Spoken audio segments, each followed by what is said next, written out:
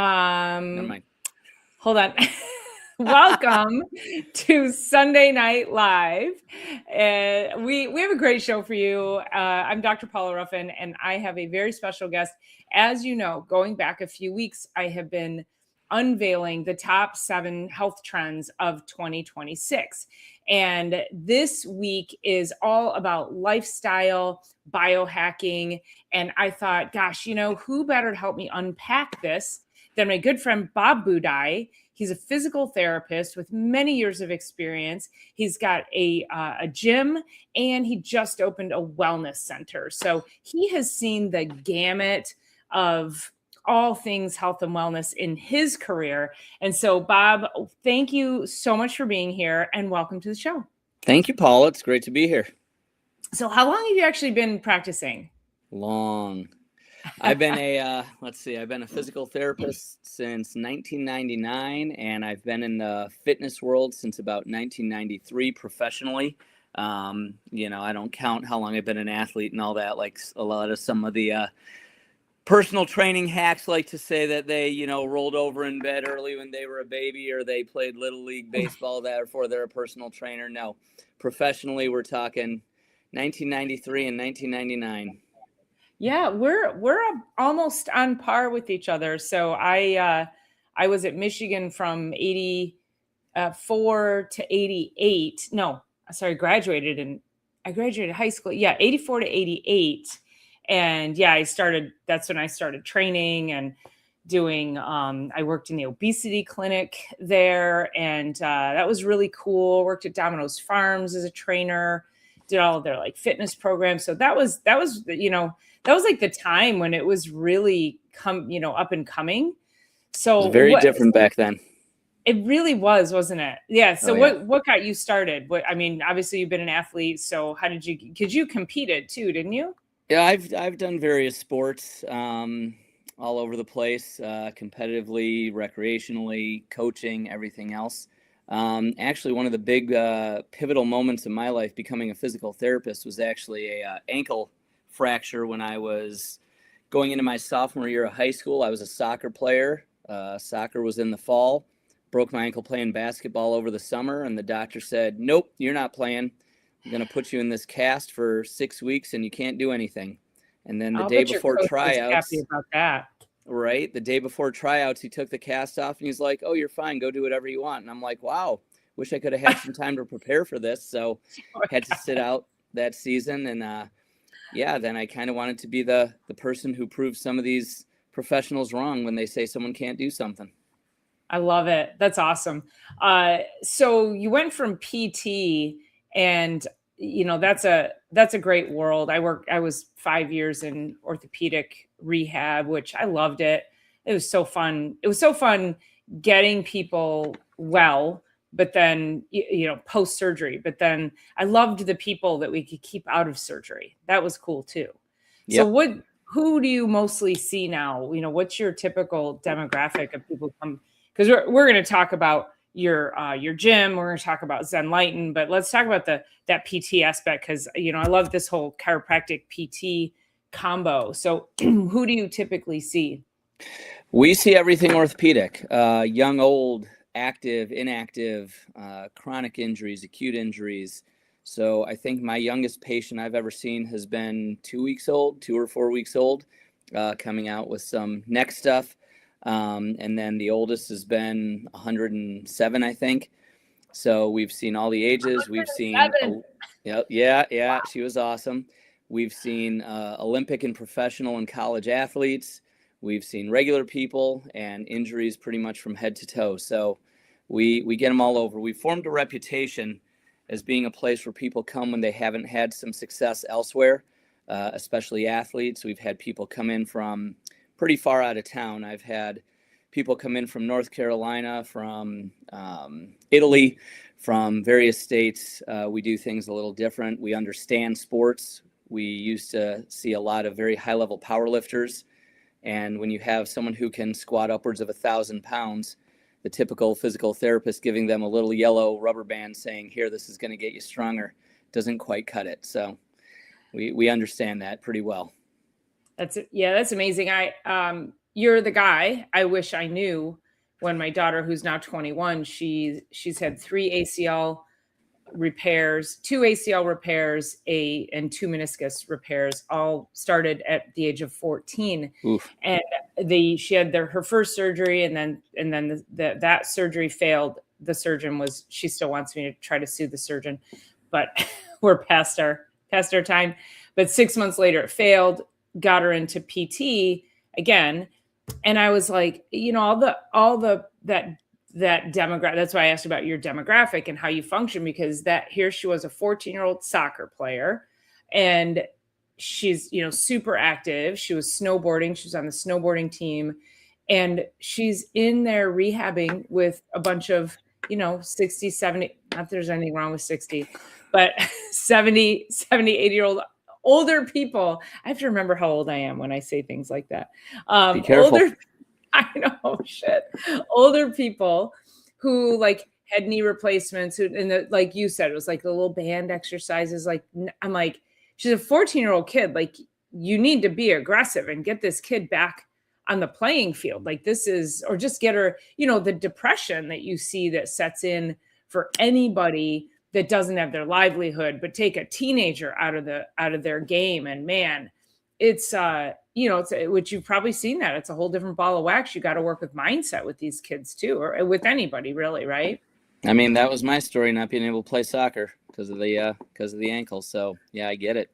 Yeah. So that's great. I love that. Obviously we don't like that we have injuries or things like that, traumas, but boy, it puts you in a place that now you have the opportunity to change people's lives, and it's awesome. Not allow people to go through what you went through.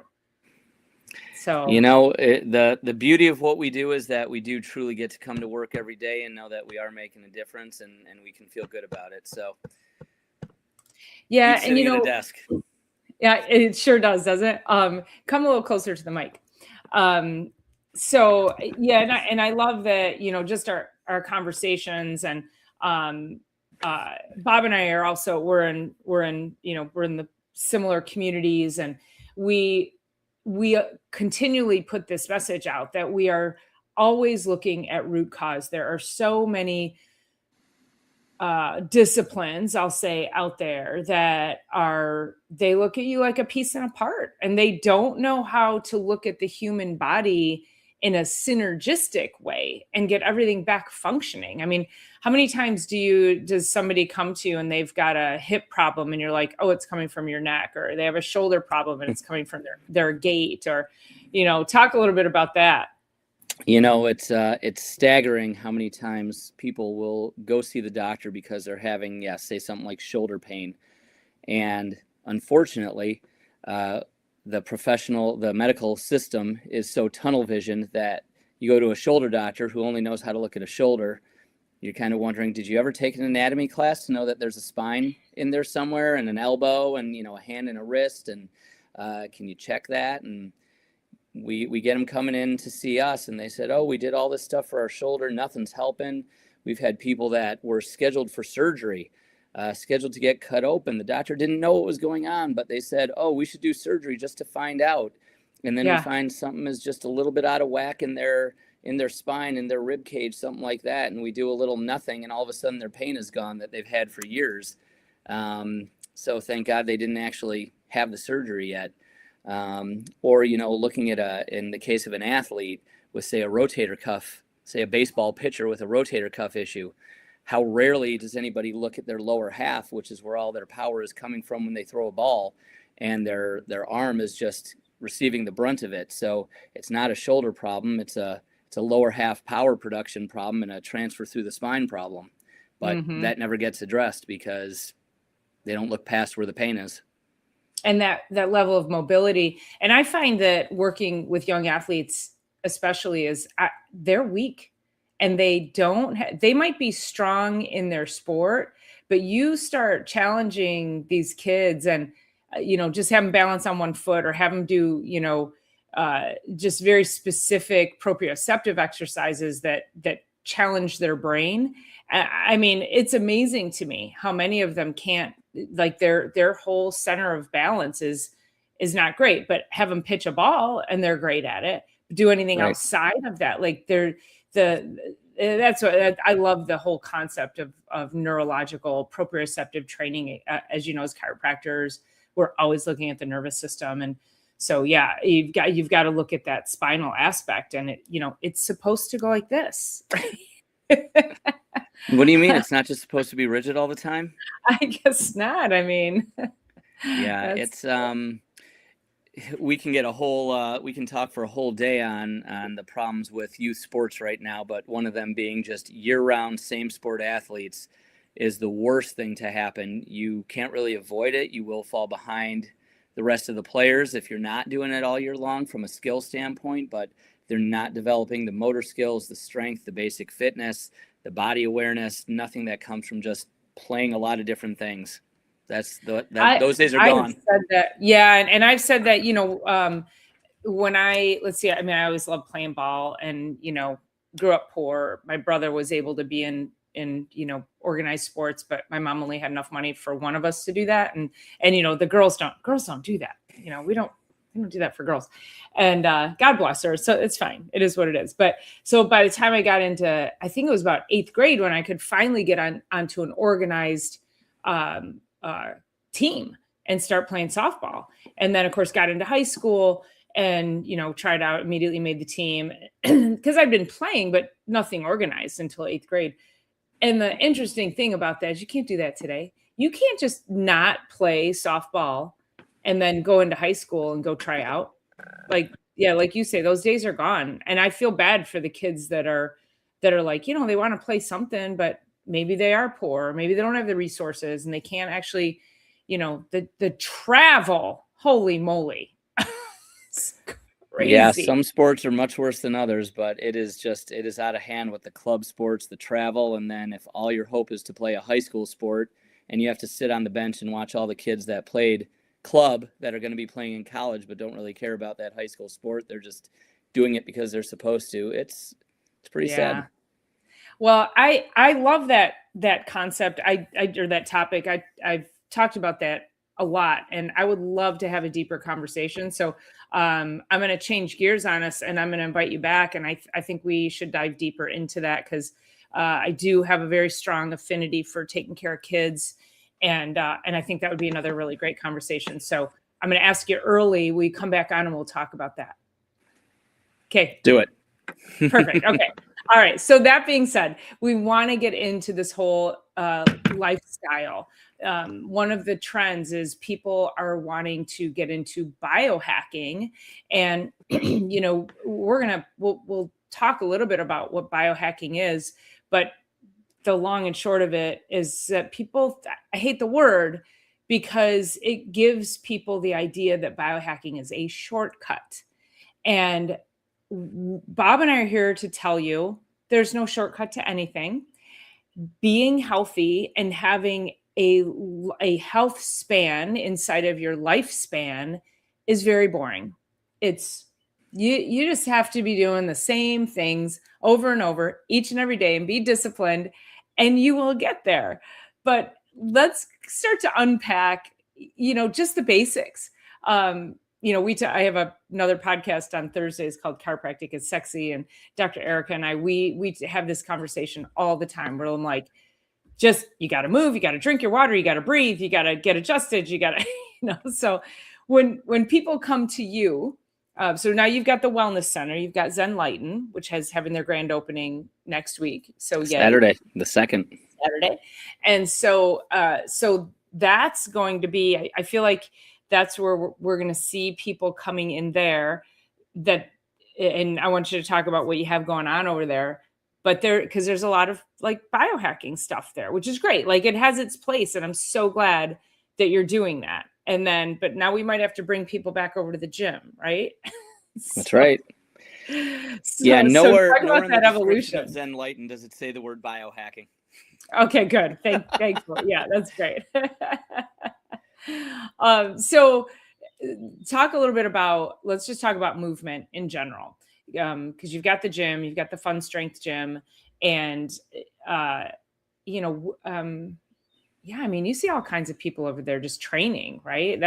That's We more do. than PT over there.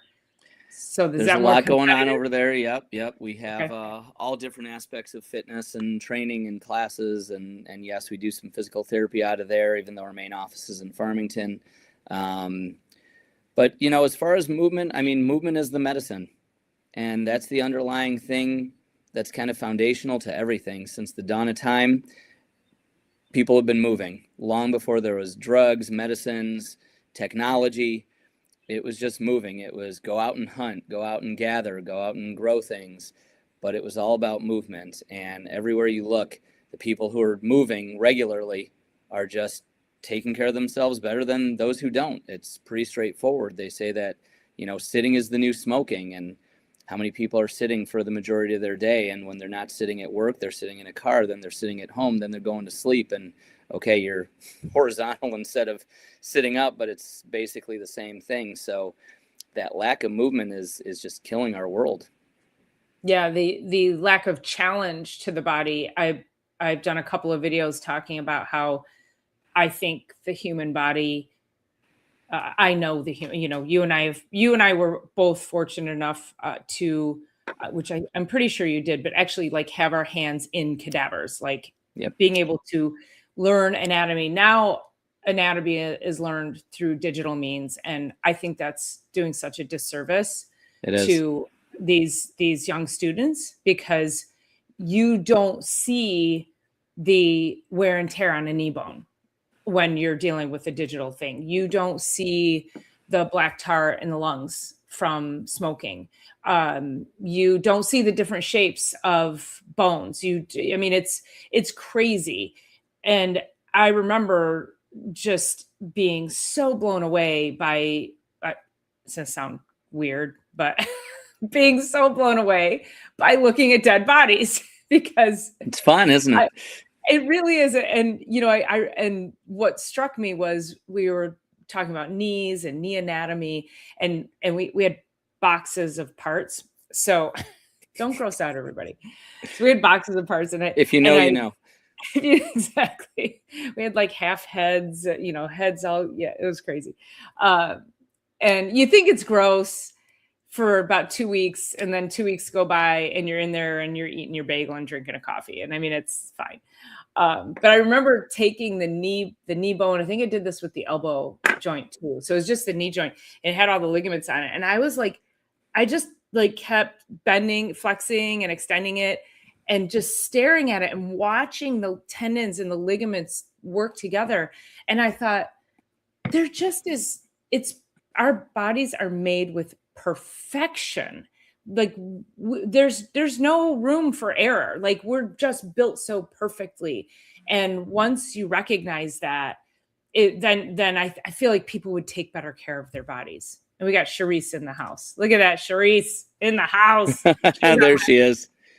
Lily, there's your buddy Charisse. There she is.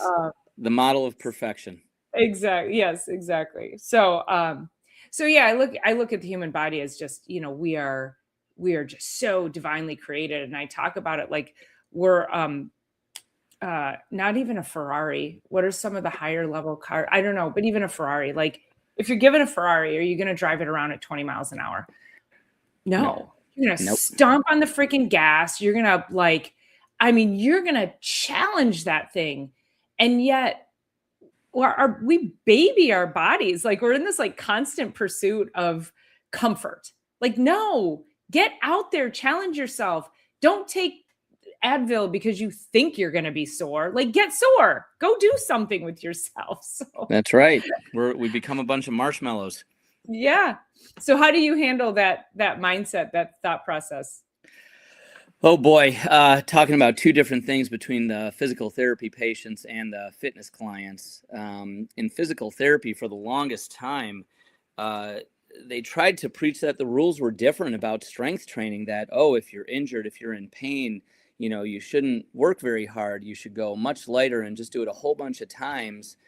And I was in the fitness world before I became a physical therapist. So when I was in PT school, that just didn't make sense to me that, okay, you're going to take someone who's dysfunctional in pain and tell them to move a whole bunch of times and they think that that's better.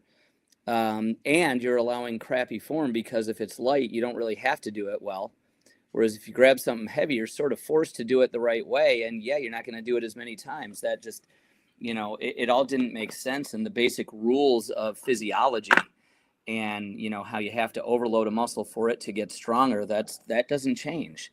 The threshold level where you're at may be different, but you still have to push it. You still have to challenge yourself. Like you said, you still have to get to the point where that's pretty much all you can do. You go in most physical therapy offices and everybody's doing 3 sets of 10 of every single exercise. And if I say to somebody, okay, you stopped at 10, but if I gave you $100 for every rep you could do beyond 10, how much money would you walk away with? And everybody would be loaded. And it's like, okay, if you're stopping at 10, but you could do 15, 20, 30 reps, or if your 3 sets of 10 becomes really 1 set of 30 because you're taking a 3-second break in between, you're not strength training. You're just not. Yeah. And then, so teaching them what it actually means to push yourself to get stronger in an injured population is challenging.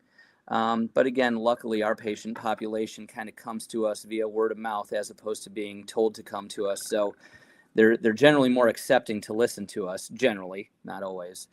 But in the fitness world, quite honestly, and this isn't meant to sound bad, so nobody take offense to this, but, women are often afraid to push themselves with strength training. They're afraid to get bulky. They're afraid to, look like a man. And, Do you generally think the we answer still is, have that stigma? I look at people and I thing, say, guess what? You don't need to worry. Let's just lift heavy anyways. Just, keep it nice. But, men are more than happy to be meatheads and lift too heavy of a weight versus what they should be doing. We avoid the cardio, we avoid the flexibility, whereas women are all about the cardio and flexibility. And, again, thinking that just because you lift a 5-pound dumbbell for the last 3 years, 10 times, that you're getting stronger. And, it's not just about building the muscle. Nowadays, we're in an epidemic of obesity. And the number one thing 80%. we can do to up our metabolism is to build muscle, just plain and simple. The more muscle you have, the higher your metabolism. And you get that by lifting heavy things, not by doing endless cardio or stretching. I'm not dogging cardio and stretching. You need that too, but that's not strength training. And strength training is what's going to build the metabolism. Yeah, and that goes to what we're talking about. It's like, what are the proper lifestyle habits? Yes, we need cardio, but that strength, I agree with you 100%, is that,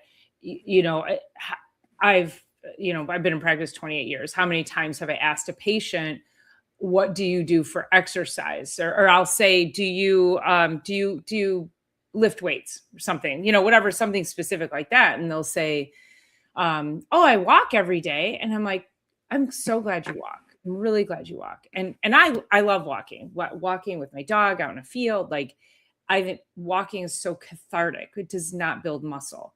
It's great. It's great for longevity and it's great for movement.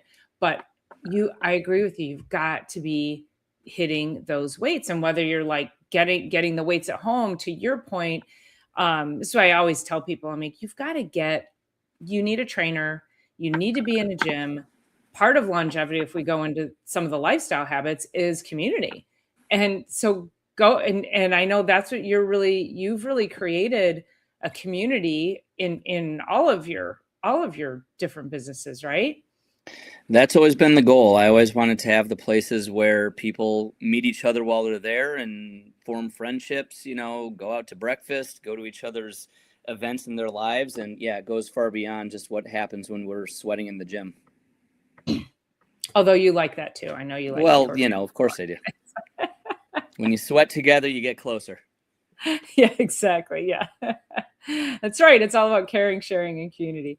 And thinking about like when we think of like the blue zones, the centenarian communities, and they're not. This is not a knock on your gym, but this is why we have gyms here in America, because we're lazy, frankly. But think of like these people who live in remote areas. They live in the mountains. They're actually like climbing mountain, like they lifting things. They're constantly they walk to go pick fruit and vegetables and, wild edibles. And so their movement patterns are totally different, and they're based on their actual lifestyle, where we have to be so much more deliberate and so careful, because we can get lazy. It's easy not to get up and go to the gym. Way too easy. And yeah, in those other countries, when they're having to hunt for their food, there's a big difference when you have to hike deep into the woods carrying a pack of, stuff. And then, you get an animal, you get a kill, you have to cut it up, you have to hike it out. That's heavy lifting. Mm-hmm. Yeah. That's rough. Yeah. So yes, it might not be a barbell, but it's a lot more intense than what a lot of people are doing in the gym around here. That's what I would call functional fitness. And I think back to, which you would remember, back in the whole American College of Sports Medicine days, and all the contraindications. This is actually, I've been meaning to do a video on this, because I want to research all the contraindications that ACSM told us we shouldn't be doing and we shouldn't be training people on, and what we're doing today, because we know that we actually should be doing those things, like, never squat below 90 degrees. I had a spine surgeon try to tell me, oh yeah, nobody should ever be squatting. And I'm going, really? How do you go to the bathroom, doc? Or get in your car or really do anything? Squatting and walking are the two most common human movements in existence. So don't tell me you shouldn't do it. Learn how to do it right. And, I'll have patients and they'll say, well, I don't squat down anymore because it hurts my knees. And I'm like, yeah, that's why you should squat down. There's I understand, like, if people had injuries and things that prevent them. But I think, again, this whole constant pursuit of comfort, I think we get to a place where we're like, yeah, my knees hurt a little bit. I don't want to do that. And so you avoid things when really you should lean into it and strengthen your body's mobility around that. And my knees hurt every freaking day. I mean, but that's one of my core things every time I go into the gym is I start with deep squats. I use the TRX bands, and then I do the side lunges. I mean, just getting deep into my hips and my knees. And yeah, it's not comfortable when I start, but I'm not going to not do that, because I have to keep doing it in order to keep doing it. So I think if we can get more people just to recognize, don't always avoid the pain. You need to go see somebody like Bob to understand if that's good pain or not good pain. Well, and it's like the old concept of, do you avoid the water to not drown, or do you learn how to swim? Mm-hmm. At some point, if life is going to put you in the water, then you damn well better know how to swim, because you can't avoid it forever. So same thing with squatting and every other movement. Learn how to do it right. Stop avoiding it. Yeah. Yeah, that's that's hilarious. Yeah. And we live in Michigan, so we all need to know how to swim. We should. There's still people avoiding it, though. So tell us about Zenlighten, and what was your inspiration for opening Zenlighten? Tell everybody what it is, and what made you and Carrie open that up. Well, obviously it's a biohacking center. I'm just kidding. Right. Zenlighten is there was a number. We're going to talk about cold plunges. Number of things that inspired that. There was a point about a year ago where I just told my wife, Carrie, I said, hey, I have an idea. And she usually says, oh boy, when I say that. And I wanted to have a place where we could fill in all the gaps in the medical and healthcare system that are just becoming huge nowadays. I work in traditional healthcare with physical therapy. We take insurance, we see patients, we do all the stuff. We do the fitness side of everything, and it's great. However, there's still so many areas where people are not addressing what they need. Things like mindset, digestive health, overall functional health, your neurology, the psychology, just all the things that go along with it. It's not just about working out or treating an injury. So, wellness centers are popping up all over the place, and they're great. They have the saunas, they have the cold plunges.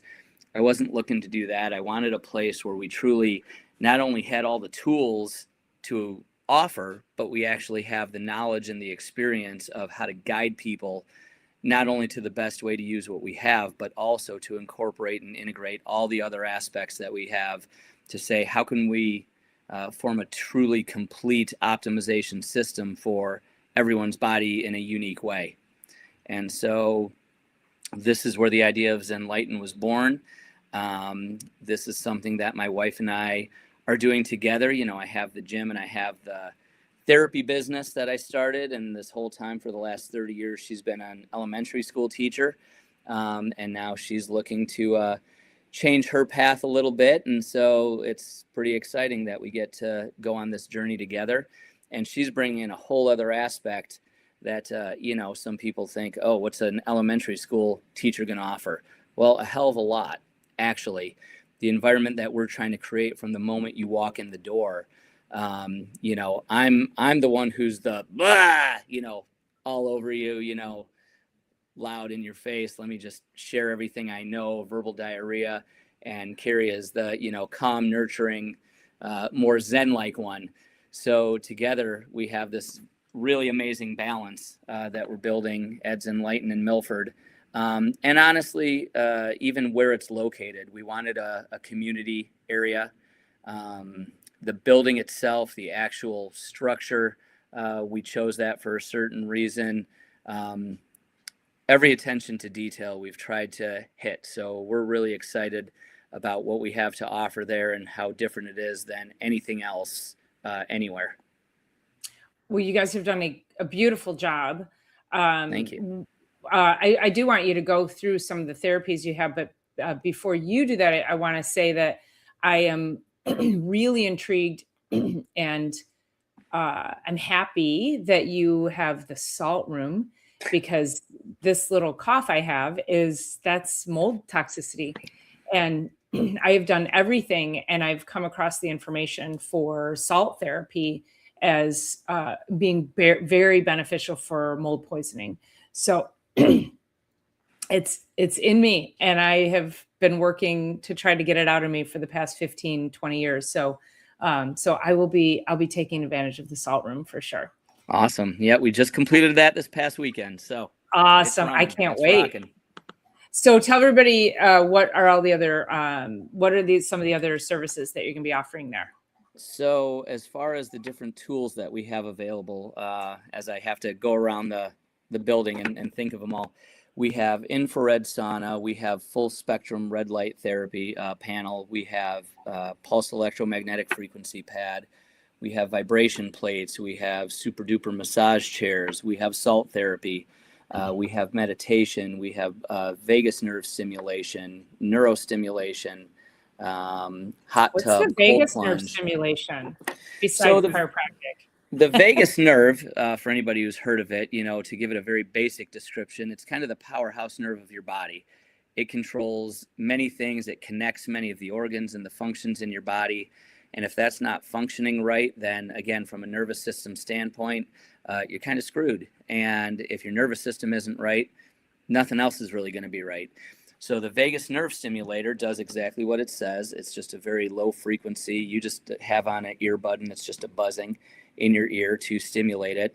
The interesting thing about that and the neurovisor that we have, everyone responds a little bit differently, just like all the other modalities.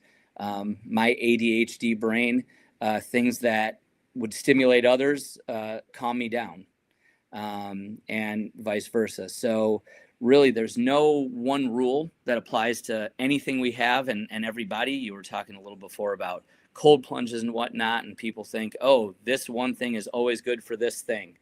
And that's just not the way it works. You got to figure out what works for you. So the reason we have so many tools is to figure out what works for each person. We do have the hot tub and cold plunge.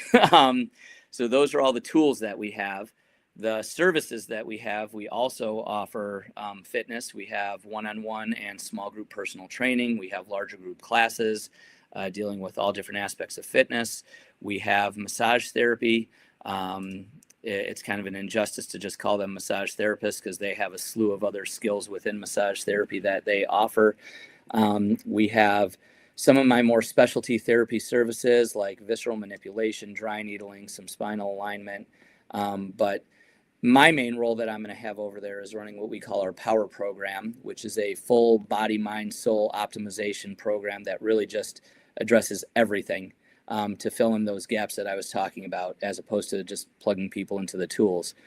But then the biggest part of the power program and what we're doing at Zenlighten is even things that are not within the walls of Zenlighten. What I'm trying to do is form a team, which obviously, you know, I have you as part of that team and some other people. So we have mindset coaches. Again, we have digestive health specialists. We have holistic medicine people. We have, I'm always adding other people to the team that I feel would offer some benefits, so that when somebody comes in and tells me they have some situation that I don't deal with, you don't deal with, well, we have somebody. We got a guy or we got a girl that we can plug you in with. That's part of it. We communicate. That's the biggest thing.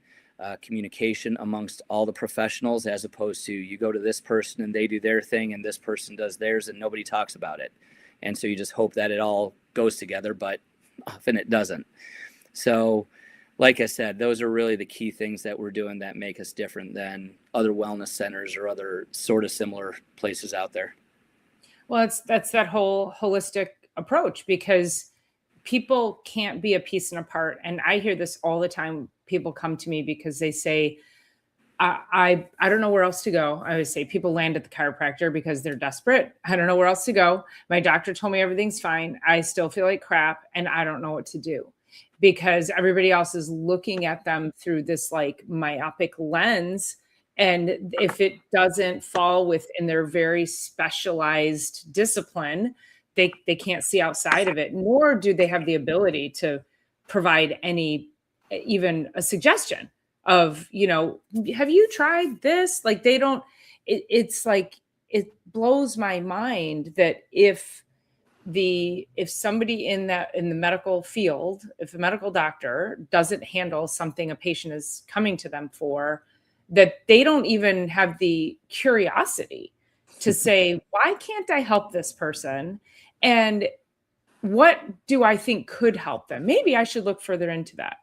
So I love what you're doing. Oh, look at Lily's got your, she's got your Zenlighten grand opening Saturday, May 25th. Starting. Look at that. Thank you very Nice. much. Yes. Thanks, Saturday, Lily. May 2nd, next week from 10 a.m. until the party dies. Whenever. I'll be there. I will be there. All I have are to have my welcome. weekly yoga class, and then I'll be there. So There we go.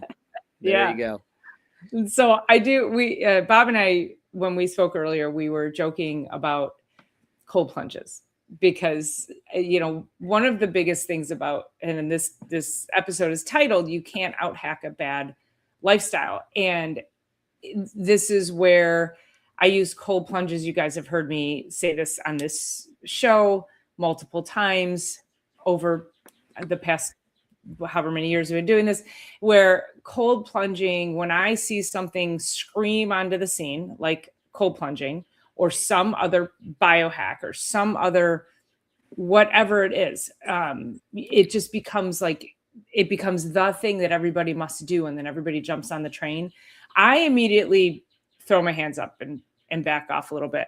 And my whole thought with the whole cold plunging thing, as I'm watching all these people jump into the cold plunging world, I'm like, okay, you're still like, I know I know you're not exercising. I know you're not drinking water. I know you're not regulating your nervous system. I know you're not eating properly. I know that, like, so it becomes this, you have to be really careful about some of these things being this like be all end all, and it does not save your life from the perspective of having that health span within your lifespan if you're not taking care of all the other things. It looks great on social media, doesn't it? Oh yeah. Hey, I'm in the cold plunge for, 3 minutes, just dying. It's amazing. Yeah, I love it. It looks amazing. I love a good cold plunge when it's the beginning of summer. It's a nice hot day. The sun feels amazing and the lake hasn't quite warmed up yet. That's my favorite cold plunge. But well, you got me, because there's never a point that I love cold plunging. So, but it's there.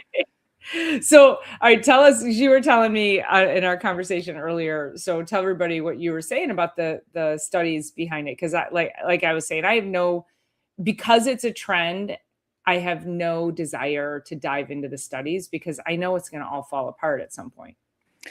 It's like anything else in our world. People love to just listen to what somebody else says, and they might only be talking about a small portion of it, but that's the portion they heard, and so they hang on to it. Or the people who actually claim to look at the research, they read the last sentence of the conclusion, and they didn't read the rest of the study. It's kind of like the big thing that has been for a while is that grip strength, for example, is a test of longevity.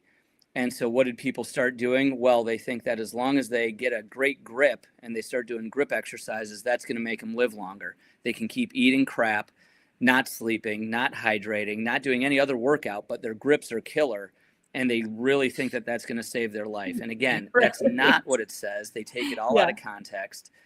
And so the context is important. So with the cold plunge, they're great. I mean, we have it because it does have benefit. It has great value.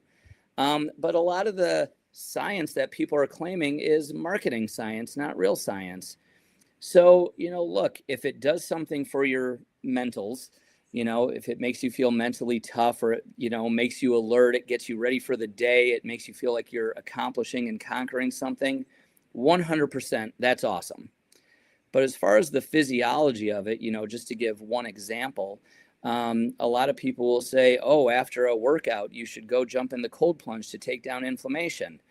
Well, does it really make sense that you work out to increase your circulation and now let's go jump in a cold plunge to shunt that circulation that you just spent an hour trying to increase? And, you could make an argument that if there is inappropriate inflammation, then you should do that. But if you have inappropriate inflammation, meaning usually an injury, is the workout you're doing actually the best thing for you? And like you said earlier, inflammation is not a bad thing. Inflammation is actually a very important thing that, again, because we're looking for a quick fix for everything and we don't like discomfort, we're looking to stop that way too quickly. If you stop inflammation when it's supposed to happen, that's when you're screwing yourself up. And then getting into the chronic cases of inflammation and now needing things like PRP and other things to restart the inflammatory process because it didn't happen right the first time, that's because people have a little oops, a bruise, and they're immediately popping Advil and throwing ice on it. Mm-hmm. That's not what you want to do. So for the cold plunge, for anti-inflammatory purposes, there is a place for it when you need to stop inflammation, which is not just after a workout if you are normal. But getting in to the cold plunge before you work out, that has a big hormonal effect on a lot of people that can actually be very, very helpful.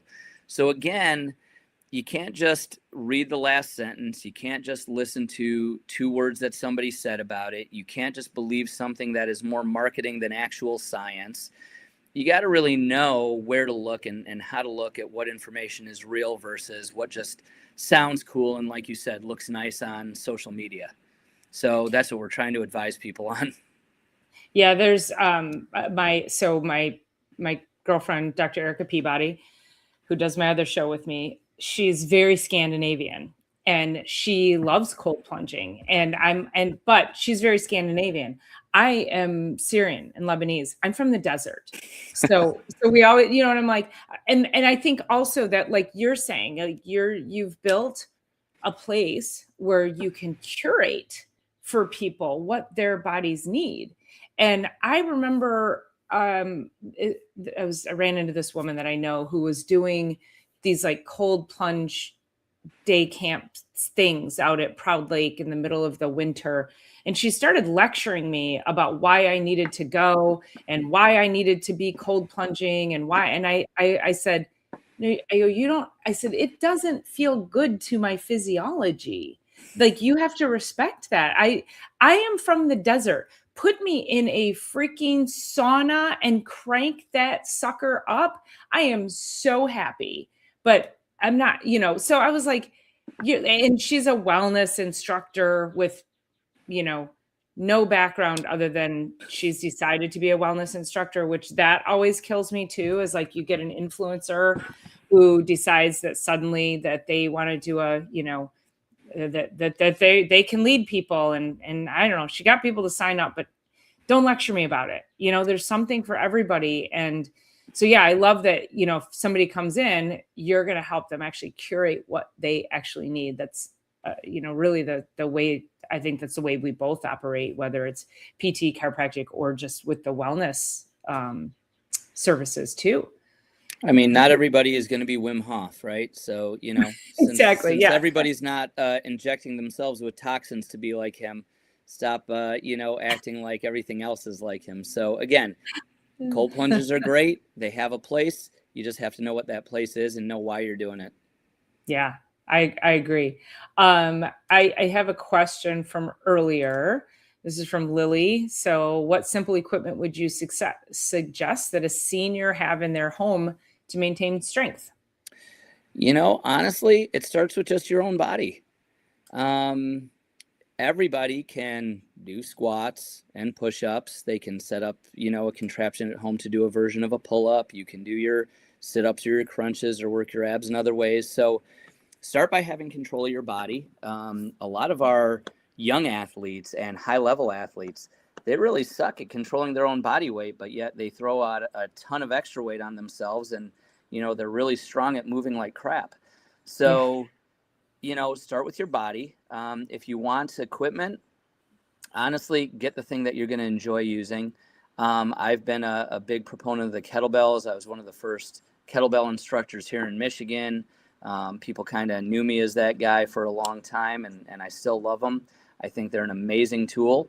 If you're going to use it, you can do a whole lot with it. A TRX is another amazing tool that is great for your body, but you can manipulate your body weight in all sorts of angles with it, and it's easy to set up. So TRX and kettlebells, to me, if you want something that's compact, you can just tuck it under your bed when you're not using it, relatively inexpensive, and has just a million uses for every aspect of fitness. Those two are hard to beat. And then obviously, if you want to add more, that's more dependent on your budget and your space and your desire and your level of knowledge.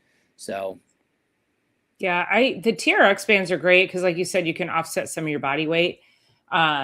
Because if you can't squat down all the way, you can use that to control, and then you're actually getting some upper body strength with that. So I think it's a great tool for me. I'm trying to figure out how to.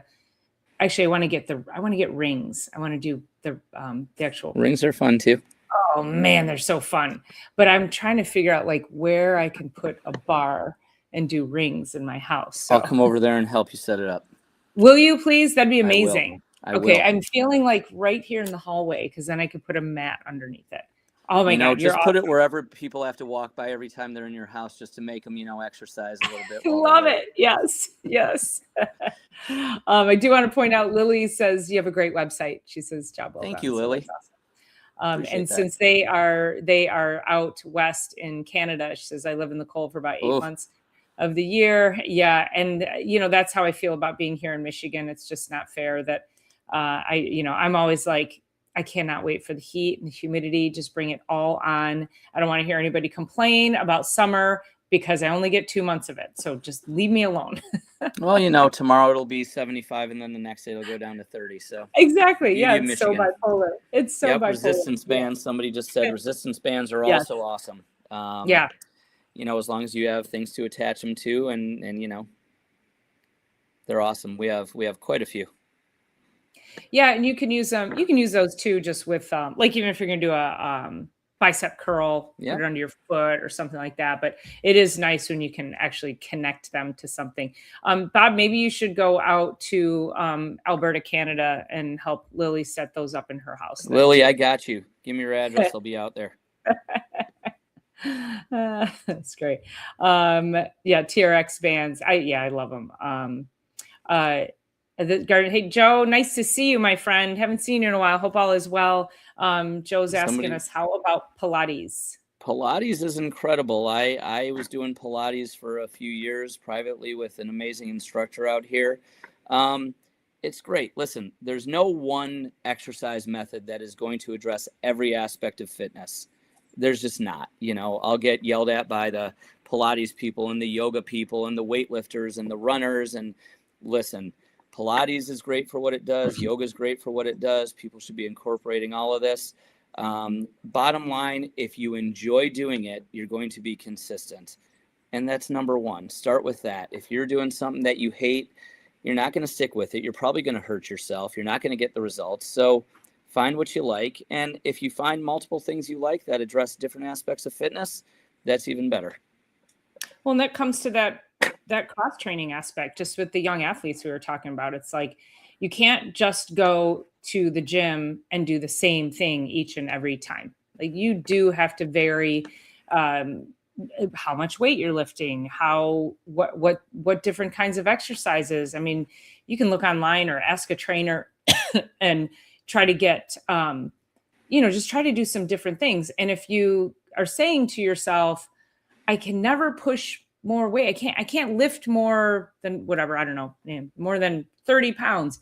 Have you ever tried? Because you're never going to lift more than 30 pounds if you don't ever lift more than 30 pounds. If you just, and to your point, it doesn't have to be 10 reps. Maybe you're like, okay, 40 and I'll do 2. That's where that neurological piece comes in. It's like your brain is telling you can't lift 30 because you've never lifted over 30. So there becomes that level of challenge that you start to, or if you're like, I can never run, faster than a 10-minute mile. Have you ever tried? Right. Maybe you're not going to run 5 miles at a 10-minute pace. Maybe you only run 2 at a lower than that. Or faster than that. Right. So you have to vary, challenge yourself in a multitude of ways. And of course, cross training, going back to the 80s, that was when that with big the leg warmers and everything. Yes, I had them. And I had the Reebok with the double strap. Ooh. Yes. I was never that lucky. Oh, you would have been questionable if you had. I would have been, but hey. Of course, the guys did everything in the 80s too. They wore thongs. We had the headbands and those were the days. Those were the days. Crazy aerobic days. But guess what? We were in better shape then than we are now. Oh, it was so great. Yeah, it was so great. Mowing the yard with a push mower is exercise. That is very true. Exactly. Yes. Walk the golf course. Don't get in the cart. Mm-hmm. Don't park your car in the closest parking spot to where you need to be. Yes. Yeah. Half shirts. Half shirts. As long as you have abs. That's funny. Well, there are a lot of people today that are wearing half shirts that shouldn't be. So there's that. I'm not going to touch that one. We got Chris Follick tuning in from Facebook. Chris, hello, Chris Follick. CrossFit gym. Yeah, thanks for jumping on there, Chris. Appreciate over that. At the Forge in Milford. Yeah. Amazing facility. Him and his wife, Rose, running a great place. Yeah, that's awesome. And I love that, we have such a great community I think we've got a pretty strong wellness community in just a small little area. I think we're pretty special.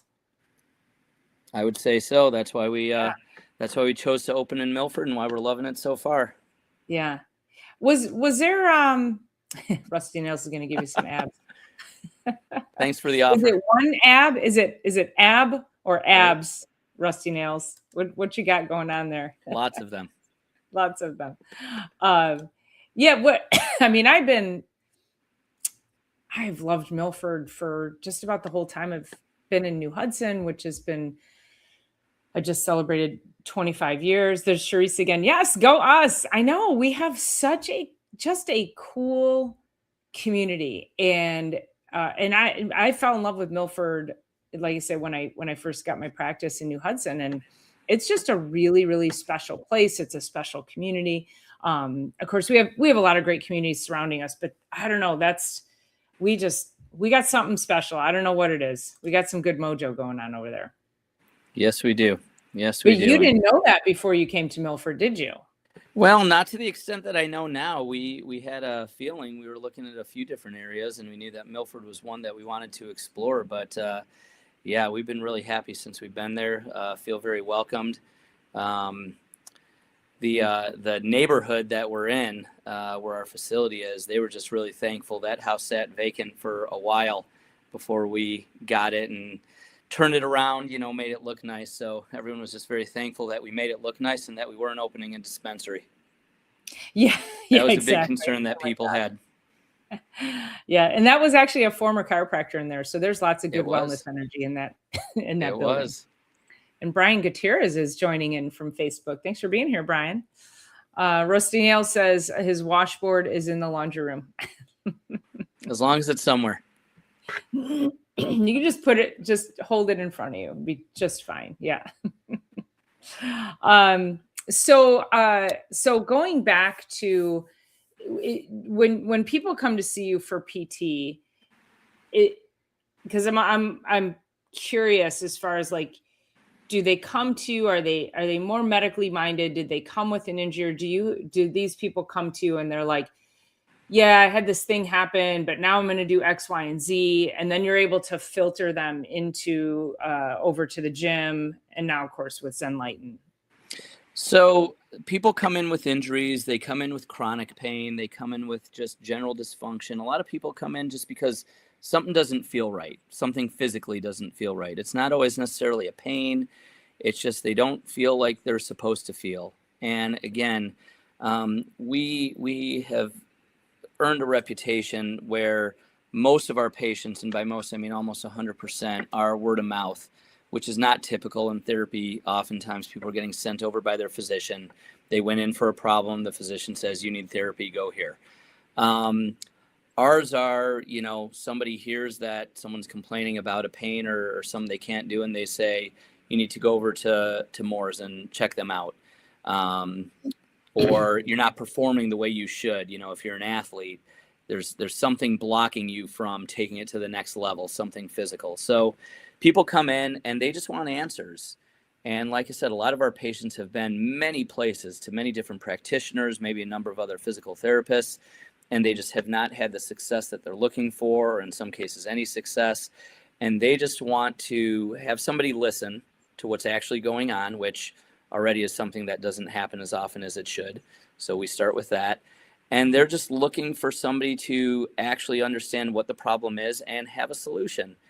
And so I don't think we're doing anything that unique. We are just listening to people. We are actually using the knowledge that we have of anatomy, biomechanics, physiology, neurology. So even though we're orthopedics, there's a ton of neuro aspects that play into that we all learned in school quite a bit, but orthopedic therapists just forget it as soon as they start practicing, just like, in other areas. And if you just really put all the pieces together, you can often find at least a solution, if not multiple. So that's all we're really doing. Like I said, I don't think we have anything special. We just took all the things we've known over the years and actually keep it in mind as opposed to forgetting about it. So that's what we're seeing in physical therapy. And then you asked about afterwards, or people coming to the gym and stuff.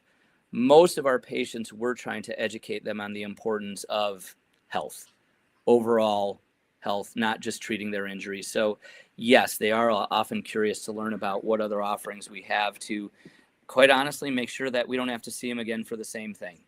Because if they come back and see us for the same problem, that's our failure, to be honest. We didn't take care of it. We didn't educate them. We didn't give them the tools they need. So we try to make sure that we cover those bases. What we got a few more minutes, so I just want to go into a little bit about the history of PTs, and thanks, Joe. Good to see you on here. Thanks for jumping on.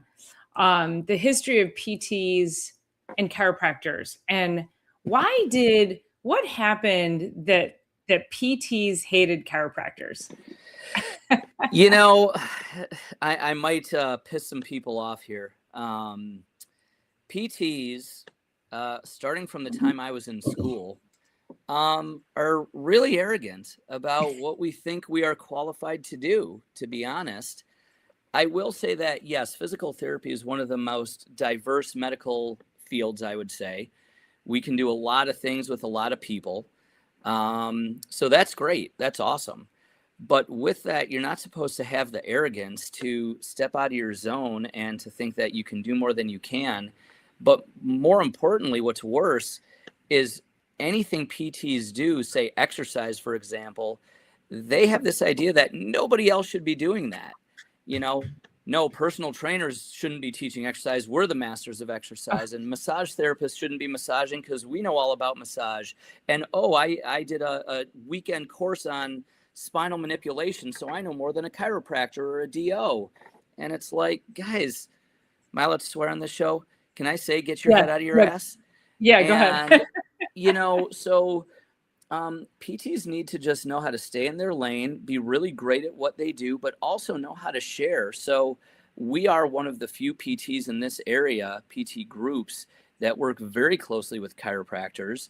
I would much rather have a patient that I know needs a spinal adjustment and send them to someone like you to say, Paula, do your thing, because it's what you do. It's what you do every day. It's what you went to school for. Can I do some? Can I go to a course and learn a little bit? Yeah, I'm sure I can. You won't be as good as me, though. I wouldn't be nearly as good as you. So, if I have access to somebody who's better than I am at it, then I'm going to utilize that resource that I have. And that's, again, the nature of what we're doing at Zen Lighten. We have all the resources. So PTs need to just, like I say, play nice in the sandbox. And, as far as chiros, you guys are getting attacked all the time from various medical professionals that are saying, oh, you're going to get paralyzed and, you caused a stroke and all this other bullshit. So, I mean, listen, there's idiots in every field that do dumb things. That is not the rule for all of them, and certainly not the standard for the good ones. And so the consumers need to realize that. Yeah, I was actually talking to a patient about this a couple weeks ago. Well, first of all, I want to go back when I was working in PT. Was my head got tainted against chiropractors because it was very medically driven, as you know, and I think that's probably where that mindset comes from. Is PTs it's driven by medicine, and the fact that PTs you guys still don't have full direct access, that not in Michigan. I'm like, that to me is, I don't know. You guys got to get your lobbying agency to get you guys more autonomy, because I always thought you're still being held hostage by the medical doctors, and you're doing so much more to help people. But if we were nicer about what they do, maybe they'd be nicer to us and wouldn't be fighting us on it. So again, it goes in both directions. Yes. Yeah.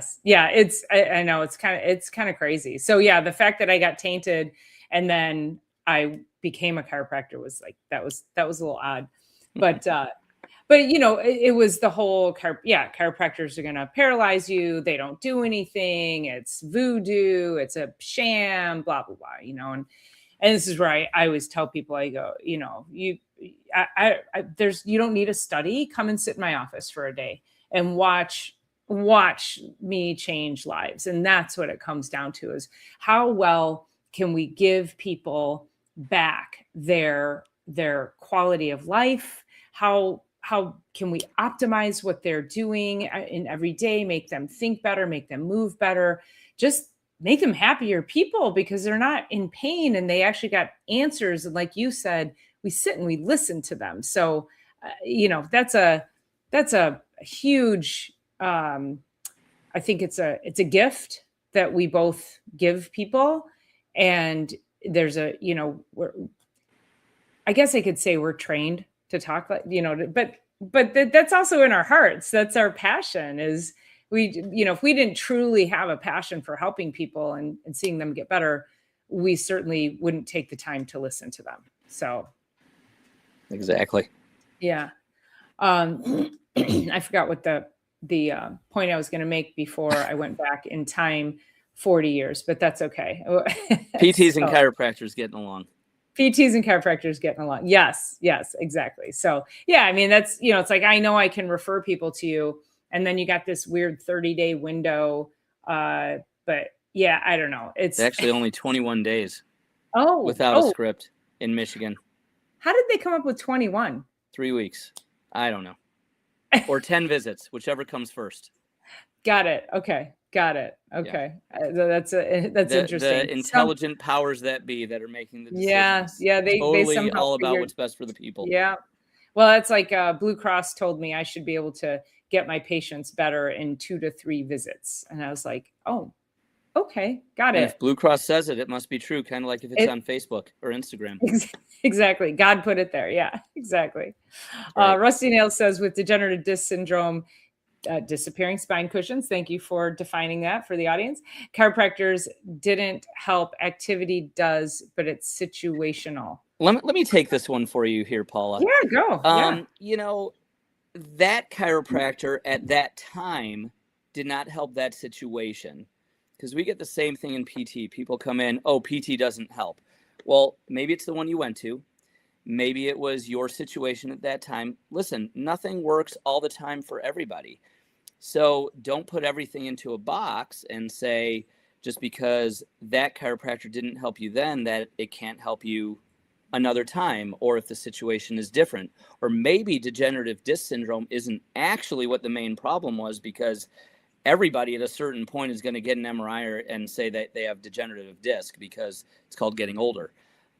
That does not mean. People really need to understand that imaging is not the end all be all of what's going on with any joint in your body, but especially the spine. That's why you hear so many surgeries that have gone bad, because they're treating anatomy, they're not treating function, and they're not even looking at all the anatomy. So whether it's chiropractic, physical therapy, personal training, massage, don't poo-poo it all the time just because it wasn't successful for you once.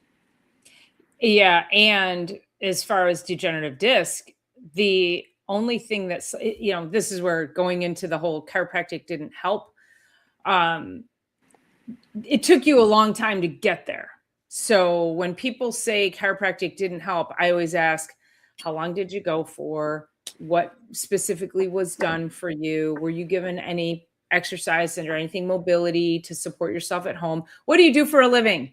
Are you taking shingles up and down a ladder all day long onto a roof? Do you sit all day? There's so, like you said, there's so many factors that go into it. So I do always like to have that conversation when people are like, chiropractic didn't help. I'm like, let's dive a little deeper into that and figure. I had a patient. She's been a patient of mine for 20 years, and she comes every 2 weeks. She came in a couple weeks ago, and I did a video on it. And if she's watching tonight, I told her I was doing the video, so I'm not making fun of her, so she knows that. But she came in and she said, I got really sore after the last adjustment. And I said, okay. And I know I have to be really gentle with her. She's 70 something. And I'm like, I know that, I've been working with her for 20 years. I know her body. I know what her body requires. I have to have the softest handling of her. And so I was like, well, that's interesting. Did I get overzealous? Did I stretch too hard? Did I traction too hard? What did I do? So I go, well, tell me a little more about it. And she goes, well, I came in on a Monday, and the following Monday I woke up and I had a lot of pain in my neck. And I go, oh, honey, that wasn't me. It's like, you don't get hurt from an adjustment 7 days later. You don't get sore from an adjustment 7 days later. So then we had a laugh about it. And I said, I have to make a video about that, right? So it's really important to connect to the why of, why are you not improving?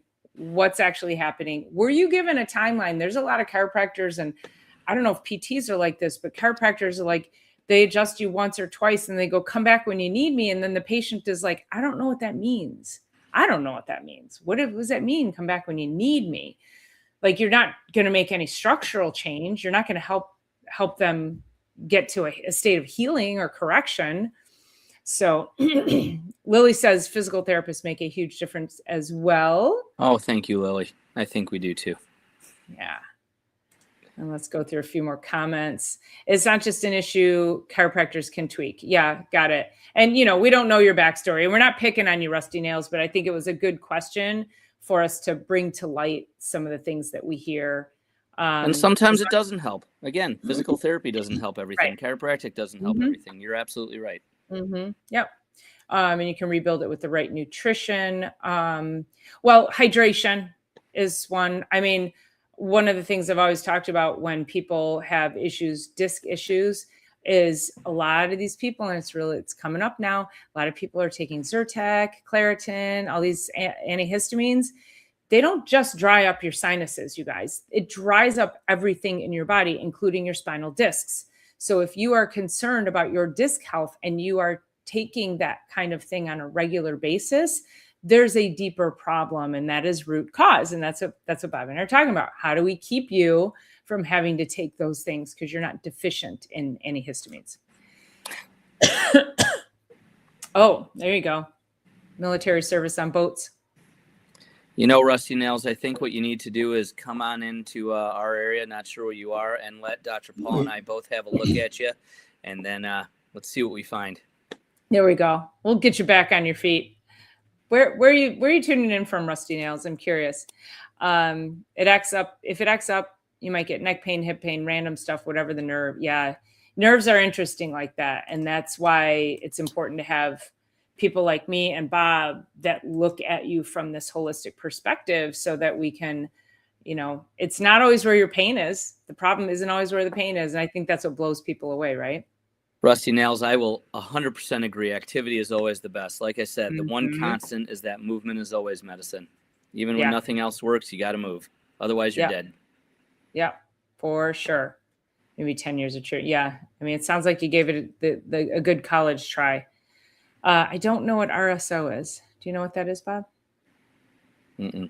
I'm on my feet fine now. RSO and activity. Okay. Anyway. Rick Simpson oil. It's a cannabis. Oh, got it. Okay. Okay. We'll need to learn more about that too. Oh my gosh. Oh, cannabis oil. There you go. Okay. Got it. It is an alcohol extraction. Okay. Gotcha. All right. Okay. Awesome. Should probably look into that.